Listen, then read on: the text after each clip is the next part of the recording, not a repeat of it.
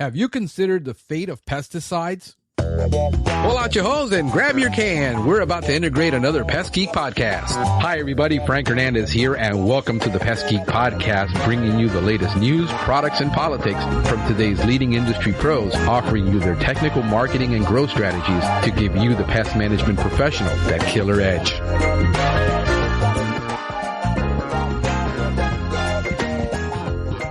Hey, everybody. Frank Hernandez here, and welcome to another edition of the Pest Geek podcast. On this episode of the Pest Geek podcast, we're going to be discussing the fate of pesticides in the environment. I don't know if you have stopped to consider what a pesticide does, a particular pesticide that you use, and what actually happens to it once it's in the soil, once it's in the water.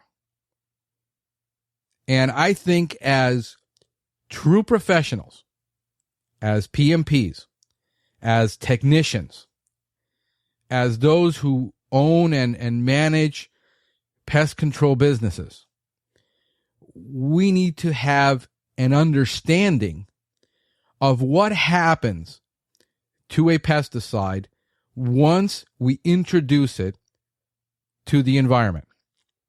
And I'm not coming at this from a tree hugger mentality, because I'm not. That would be hypocritical.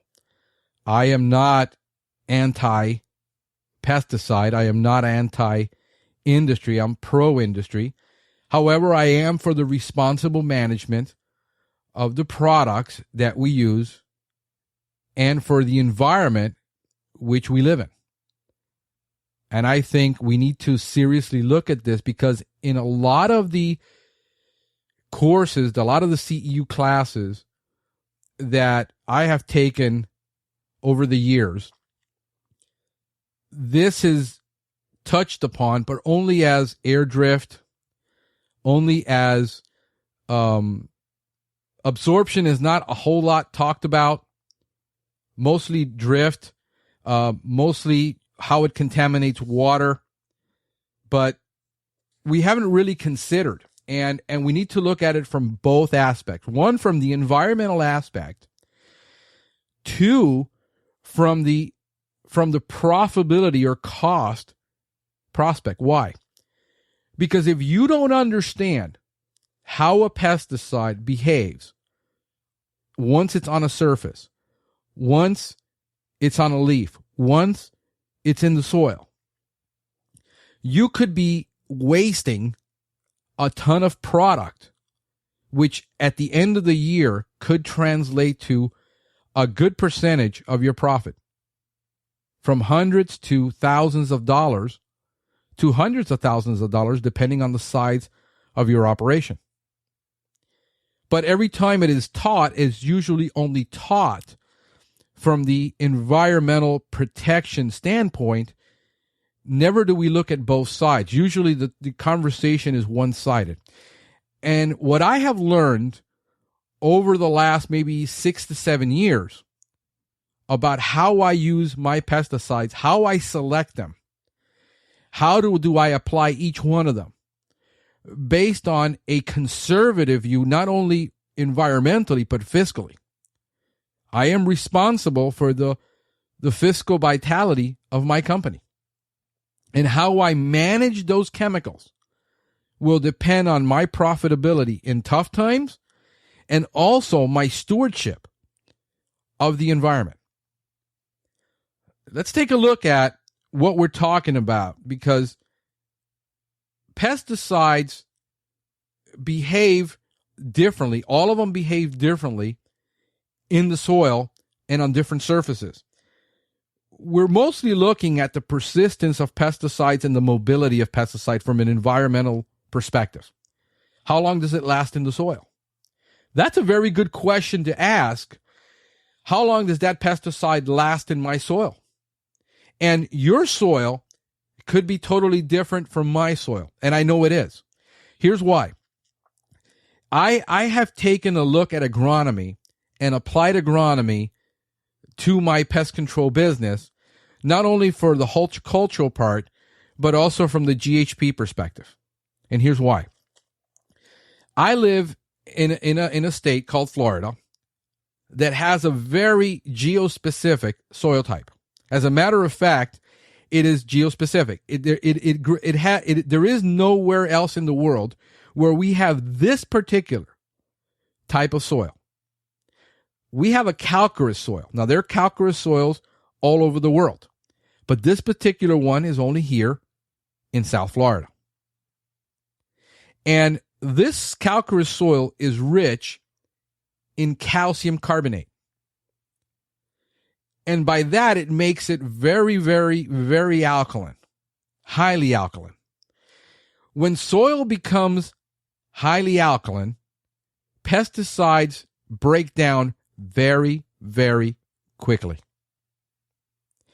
And also, in the use of fertilizers, you can start putting a ton of fertilizer down, but if you don't mix that with some type of foliar application, like with micronutrient sprays, you can fertilize all you want and you're still going to get a bad result. When I teach on pesticides, and when I spend most of my time trying to educate my customers on why they're not getting the results they're getting with the company they have. See, I consult my customer first before I sell them. I try to figure out if this customer is going to be a fit for my organization, for me, for the way we run our business. And if the customer doesn't understand why we have to do certain things differently than other companies, which might be national companies that they've hired, and the national company doesn't understand our soil and doesn't understand, the technician doesn't understand this, they're applying a program that they've instituted across the board, but it doesn't work down here. And a lot of the business that I do take, I take it from big national companies who don't understand how things work in our soil. And our soil is the key to understanding a lot of the things that we do. If you have a soil with high pH, the nutrients tend to bind to the soil. A lot, especially the micronutrients, the nutrients that the plant uses in very minute quantities. But the pesticides also. So if you're doing a lawn treatment for a specific type of bug and you use a specific type of pesticide, how long is it really lasting in that soil, being effective? What's the half-life of that pesticide? And those are the things that we should be asking as a professional, because you're the person that has to make that decision, usually on site. And there's things that you can do to maybe change the products that you're using, modify the way you're applying them, or do something else. Let's talk a little bit about the issue of the environmental impact of pesticides, because there are things that we know and things that we have been taught and things that we haven't been taught and things that we've forgotten. And I think it's vital to take a couple of minutes and look at what happens.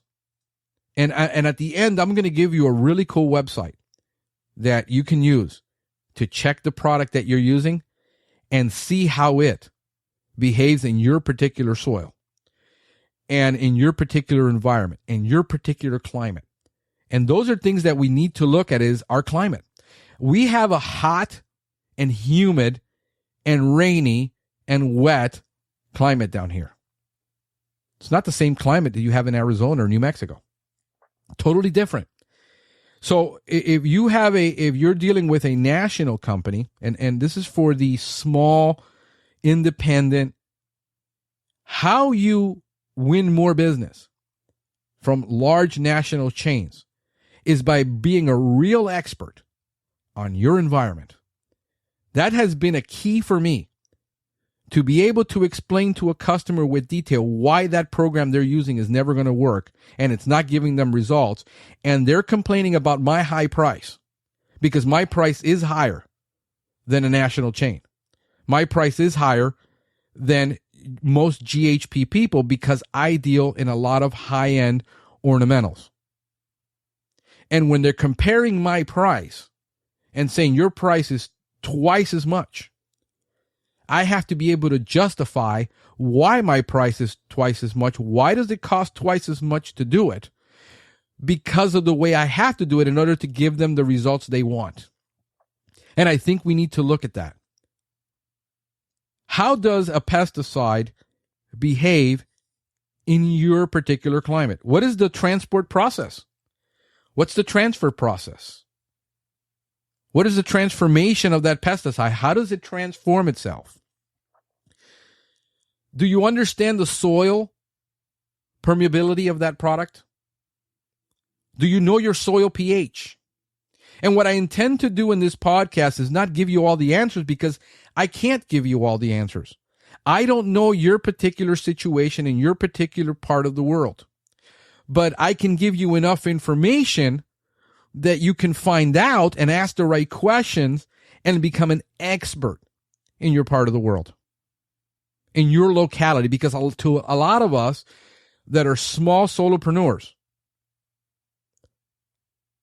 be an expert in locality is going to be a key. When you know more about the pest in your area, the soil in your area, the weather in your area, the temperature in your area, the pH, the organic matter in the soil, the lack of organic matter in the soil, then you can start tailoring your products and services to that market and be the guy that gets the best results.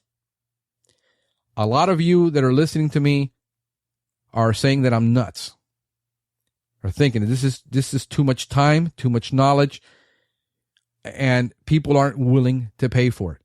You will start finding the people that are willing to pay for it, and that's the key. Let's take a look. Here is the difference between the products that we use now. When a lot of people, and this is a touchy subject because a lot of people are up in arms about neonicotinoids, because of how it behaves and how it's possibly declining all the bees, when all the data is still suggesting that it could be a fungi or a bacteria that's causing this. But anyway, we'll save that discussion for another day. But products like chlordane, it's no longer available.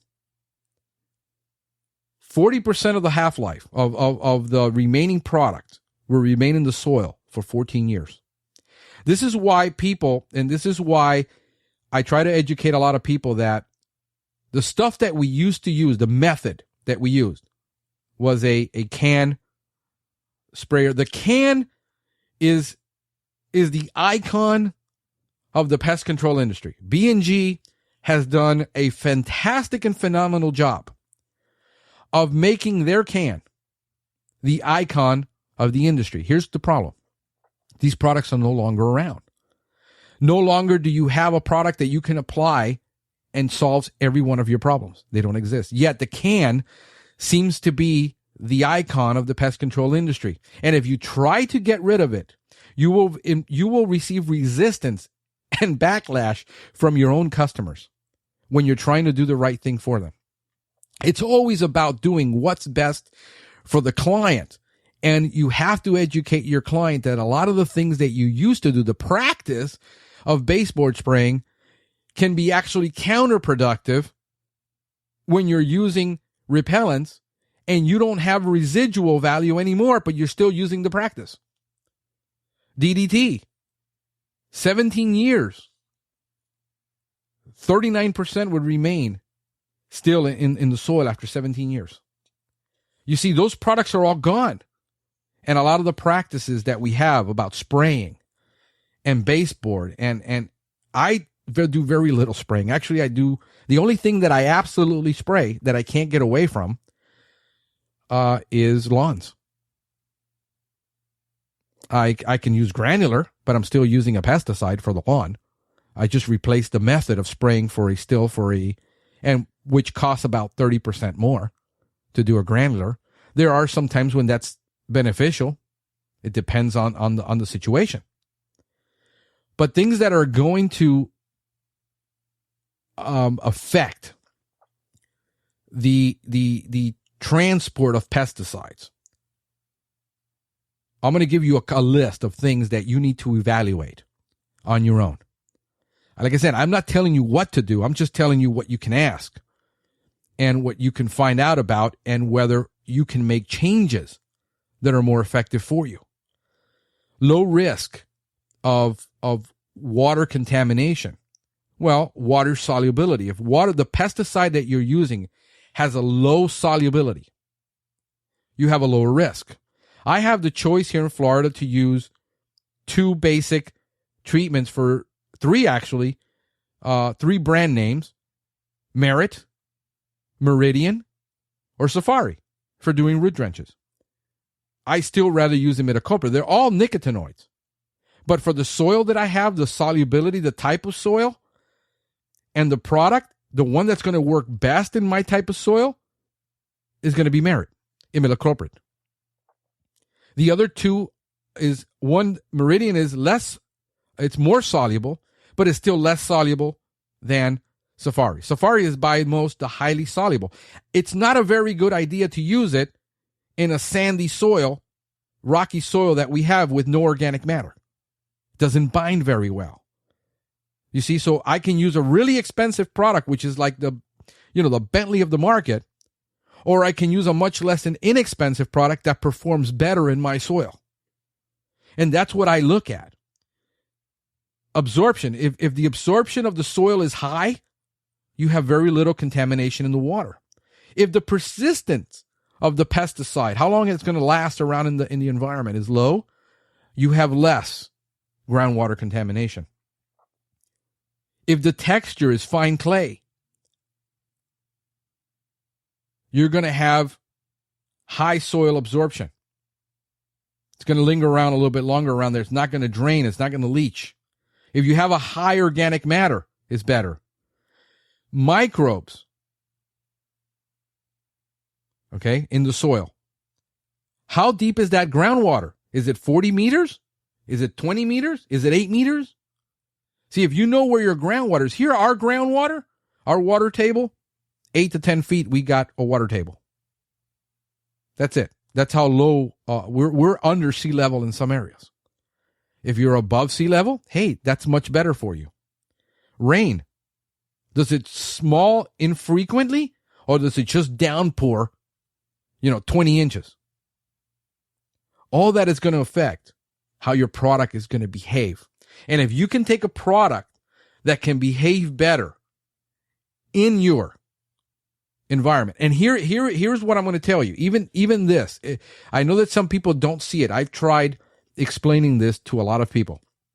Even if you have to pay more for the active ingredient, for the chemical, you have to evaluate what's more valuable, your time or the product that you're applying. Most of the time, 99% of the time, it's going to be your time,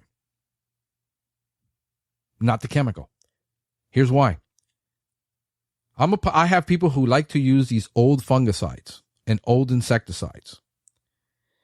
And I find modern ones, based on the plants that I have available to me, that I find out you work very, very, very well at very, very, very low doses.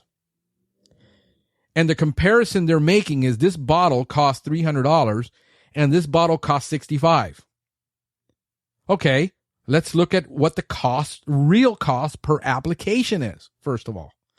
I'm using 1 gram of this chemical per 1,000 square feet of foliar spray for a fungus.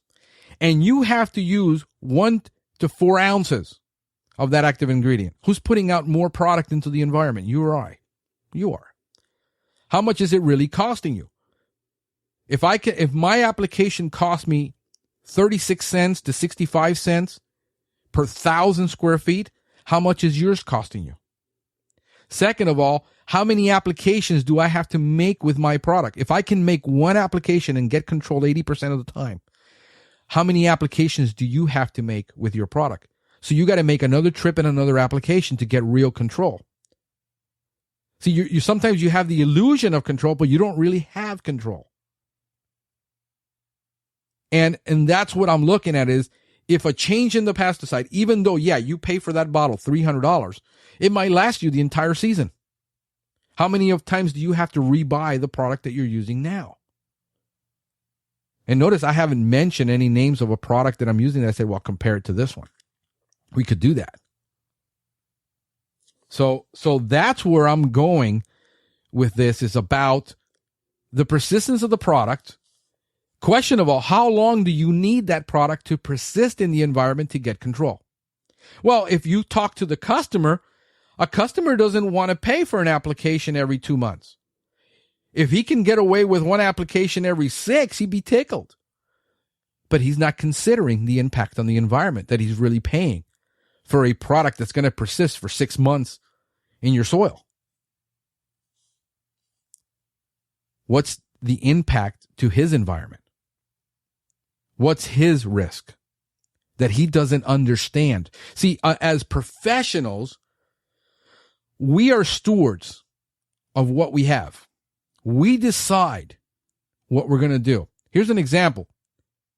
You go to your doctor and you tell your doctor, hey, doc, here's what you're going to do. You're going to write me a prescription for this, this, and this, because I already looked it up on the internet. I Googled it. I know what I have.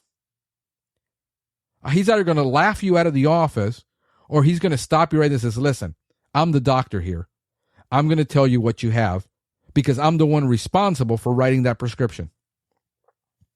I'm not just going to write you a blanket prescription. I mean, if he's a really good doctor. I mean, there are some corrupt doctors out there that will do such a thing. Why is it that you as a professional, the customer is going to tell you where to apply it, how to apply it, what to apply, when to apply it? No true professional ever allows that. Your accountant doesn't allow it. Your lawyer doesn't allow it. Do you realize that you have a harder job, a much tougher job, a much job that requires more knowledge and more understanding than an electrician does? Electricity hasn't changed in 100 years. Still the same. You have new equipment, but once you learn to install one piece of equipment, how often do you get a new piece of equipment that requires you to retrain yourself in electricity? As an electrician, it doesn't happen. In most professional fields, there's not a lot, but insects are constantly evolving, new products, new laws. It's kind of like tax preparers. Somebody pretends they're going to train you to be a tax preparer in 2 weeks. Good luck with that. I still have a CPA. He has to stay on top of it. And you got to do the same. You as a professional are on top of everything. And you got to charge like a professional. And you have to behave like a professional. And you have to know like a professional. You should be able to give a response to somebody and who challenges you of why you're doing something and why should you do it differently. 90% of what I do, 80% of what I do is educating my customer. Not selling them, not performing pest control, but educating them. Because in this age, people go on the internet and they tell me, I know what my plant has. And they tell me, I got a mold. I said, no, you don't have a mold. You got a fungus.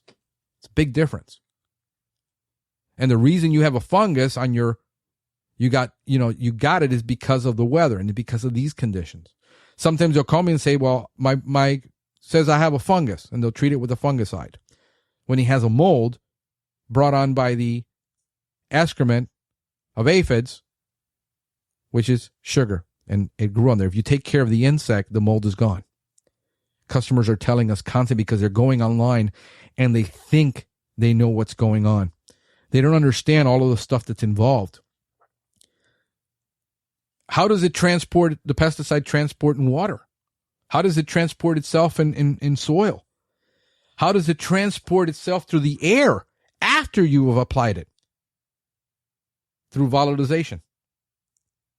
It's a big difference between me putting a product down on a surface that's moist and humid all the time and applying a pesticide in Arizona to dry concrete that all of a sudden I put it down and it evaporated. It volatilized. the active ingredient still, but how much of it is up in the air? See, there are things we need to consider other than leaching, uptake. Can I be more effective with the uptake of my systemics if I buffer my water correctly before I put the pesticide in the tank? If you got a water pH of 7, how long is that pesticide lasting in that tank before half of it is gone? Let's take a look at trichlorphron, Dilox, or trichlorphon, Dilox. If you got a soil pH or a water pH of 8, half of that product is gone in 63 minutes. If you got a pH of 6, it'll last 3.7 days. Just 2 points of alkaline is going to determine how long that product is going to last. So if you're one of the ones that carry one tank and you load it up in the morning with your base pesticide, if you didn't buffer it and you don't know what the pH of your water is, and you don't know what the pH that pesticide prefers, I got some pesticides that prefer a 5.5. And our water here is 8 to 8.5 pH. I put it in the tank before I went out to driveway, was gone. You see, those are the things that the environmental fate of it, not just in the environment, but can we be more effective by how we apply it, where we apply it, when we apply it? Soil texture, soil moisture, the amount of organic material in that soil is going to play a huge role. We have almost no organic material in our soil here in South Florida. It's just, a lot of native plants adapt very well. But when it comes to exotics, it's a nightmare with exotics, especially with deficiency problems. That rate of volatilization, temperature is going to play a huge role. Your humidity, as I said before, it's common. These common threads, are common throughout. All you have to do is know the common denominators in your particular area. Bleaching and runoff, it's a huge problem down here. It's a huge concern. I don't know how big of a concern it would be where you are. Uptake with systemics and uptake on plants. What happens when you have leaching and you treat a tree or a shrub and 10 feet away there's a fruit tree with long roots and it just went vertical in the soil and it absorbed it? We got a huge problem on our hands with that tree being contaminated because you're not allowed to treat fruit trees with imidacloprid. So is the uptake, is it going to be vertical in the soil if you applied it with low volumes of water versus more volume? What I found down here is people were telling me these exorbitant amount of volumes of water. With our type of soil, I found that if I use very minute amounts of water, I would get better results, contrary to what everybody was telling me. And we did several tests at very minute quantity. We're talking about, 5 ml of water per 1 ml of imidacloprid. And we were getting 12 months control on palm trees, even during the big, giant spiraling whitefly epidemic. Let's talk about degradation in the soil. And I think we need to understand degradation. Most of it is going to be microbial. Do you have the active microbes in your soil that are going to degrade that product? That the fungi or bacteria or microorganisms in that soil are going to use it up as carbon or energy and basically degrade the product? Do you have the organic matter? Do you have the moisture? Do you have the temperature, the pH for that microbial degradation to take place? I think that's a good question for you to ask. Hydrolysis. How does that product break down in water? And usually pH plays a huge part in that. Oxidation reduction or redox. How does that play a role in your product? They're saying those are things that I've either heard before and I don't understand, or things that I've never heard before. Well, this is why I did this podcast. There are a lot of things that I haven't heard before that I'm going to be exposed to. There are a lot of things that I have heard that I haven't heard from anybody in 10 years of taking CEU classes. What about ionization? The hydrogen atoms, how does it break down because of that? Photodegradation. Most all products are going to be degraded by sunlight. A foliar application will photodegrade. An application to the lawn will photodegrade. But what about if instead of doing a foliar application, you got a better result with a root drench, with a product that doesn't leach? It's not shown to leach into water. If you could use that product better for your type of soil, wouldn't that be better? You would get a longer result. The product still doesn't last long in the soil, but now it's inside the plant lasting longer.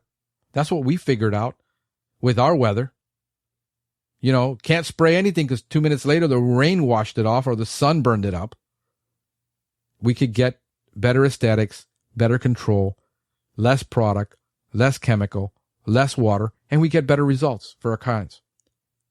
See, my way of looking at things is, number one, is it safer to do it this way? Number two, does it improve our quality over our competition? Will this increase our production or speed? I never really focus on, can I make it cheaper? Because focusing on making it cheaper will get you to bypass quality, get you to bypass safety, get you to bypass a lot of things. In the result, if you look at what happened, I recommend a book to you that you're saying, why are you recommending this book when it has nothing to do with the pest control industry? Because it has to do with the concept of being lean. And lean is not about being cheap. Lean is about removing waste at all levels of your organization so that you're more profitable, you're more productive, and you're higher quality. I recommend the Toyota way. The book is called The Toyota Way. I'll put some notes in there. You can get a link to it. And it has to do with how Toyota is fundamentally different and why they were able to build higher quality products than American manufacturers. I know this is going to tick a lot of people off, but they do. And why American manufacturers are constantly inconsistent in their quality. They will have good years where they'll put out good cars, and then all of a sudden they're back down again. Look at Ford. I have followed Ford since I was in college, as an example. Consistently putting out good quality products.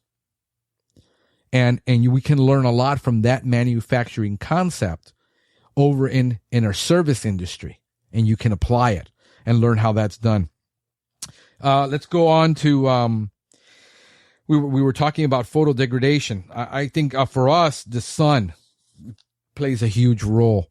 And the heat and temperature. You apply a product to concrete and all of a sudden you're not wearing a respirator and you have no idea that thing just popped up at you because of that temperature.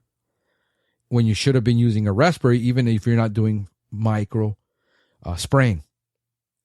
So there are things that we should be looking at in the industry and things that could possibly make you more competitive, even if it sounds counterintuitive. A lot of what I've learned and a lot of what I teach to people is counterintuitive to my clients.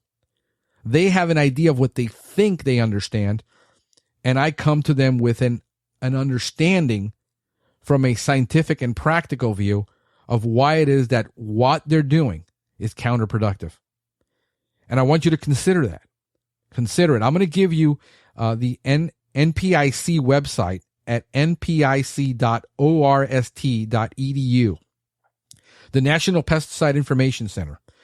The great thing about this website is you can take any of the chemicals you're using and you can go in and put that chemical in there, look it up, and let's say you're using fipronil, which is the active ingredient in Thermidor, and you can look up the actual information, every bit of information that you're not going to find on the label about how that product behaves in soil, how that product degradates, what is the actual pH of that product, and then decide if maybe for ant control, fipronil really isn't that effective. Maybe a product like Transport for your area would be more effective. And you can look at how it behaves in the body, how that product is gotten rid of in the body, how it's metabolized through either the kidneys or the liver. Things that you need to know as a professional about, first of all, protecting yourself and then being able to protect others. And as a technician, you should know this. This information should not be held from you. Trying to read an MSDS, you need a PhD. Understanding your LD50, which is not on your label, it's on your MSDS. Those are things that you really need to understand. You know, what is the acute toxicity of that product? Is it carcinogen? What is the fate of it in the body? What medical tests can you take to find out if you've been contaminated? What are the signs? Everything that you need to know about that product, I think, is our responsibility as professionals to know this. And I think you will be a much better technician, much better business owner, much better employer if you did concern yourselves with these facts. And then you're able to teach other people about these things in your city, in your town, in your company. So I'm going to go ahead and leave you with that. And with this, we're going to go ahead and head on out of here.